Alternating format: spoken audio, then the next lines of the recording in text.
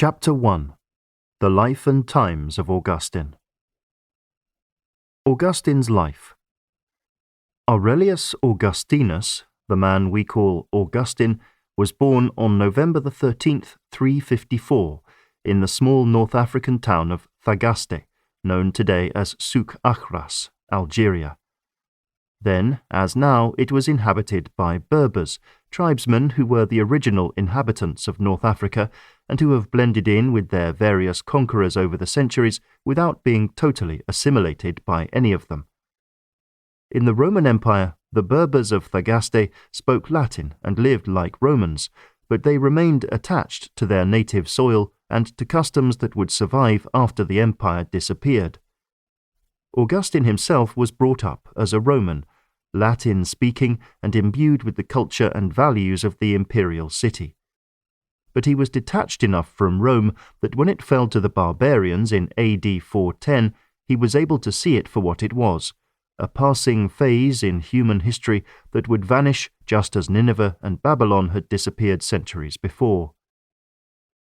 Augustine was the son of a pagan father called Patricius and a Christian mother by the name of Monica. They were most likely of Berber origin, though there may have been an admixture of Italian stock in their background, and they were certainly Romanized. We do not know how they met and married, but most likely they were betrothed by their families at a young age. Whether Monica was a Christian when that happened we do not know, nor can we say what led her parents, if they were Christians, to give their daughter to a pagan husband. What seems almost certain is that it was not a love match but a social calculation. Patricius was a civil servant, a respectable and well-paid position that made him a man of some importance in a small agricultural village. Monica's family no doubt thought it was a good idea for them to have connections to the government, and they knew that their daughter would be well provided for. They could also hope that in time Patricius would be converted to Christ. Christianity had been legalized in the Roman Empire in AD 313, not long before Patricius was born, and its influence was steadily growing. There was as yet no requirement that government officials should be Christians, and many were not, but the church was no longer persecuted, and Monica was free to practice her faith. What she could not do was pass it on to her children, and especially not to her male children, because in the ancient world a boy followed the religion of his father. But, as Augustine tells us himself, that did not prevent her from bringing him up in a way that made him familiar with Christianity. She took him to church with her, and even enrolled him as a catechumen, apprentice, in what was the 14th century equivalent of Sunday school.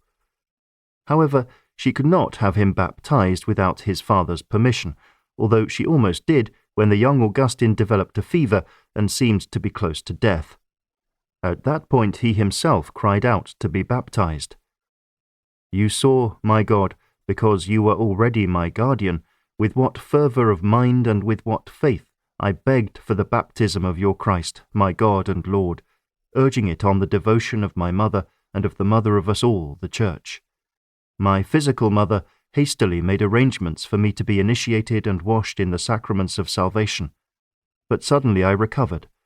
My cleansing was deferred on the assumption that, if I lived, I would be sure to soil myself, and my guilt would be greater and more dangerous." At home, Augustine's mother sang hymns to him and prayed over him, leaving an indelible impression on his mind. In later years he would recall his early upbringing and praise his mother for the teaching and example she gave him, even when he was too young to appreciate what she was doing. But strong though his attachment was to his mother, Augustine was a man who was expected to live in a man's world. For the son of Patricius, that meant getting a good education and rising in the imperial administration, which was the most secure and prestigious form of employment known to him. Augustine could not get what he needed in Thagaste, so when he was 11 years old he was sent to board in Madaura, a larger town about 20 miles to the south, which was known for its excellent schools. He stayed there for about 4 years, but had to return home when his father died.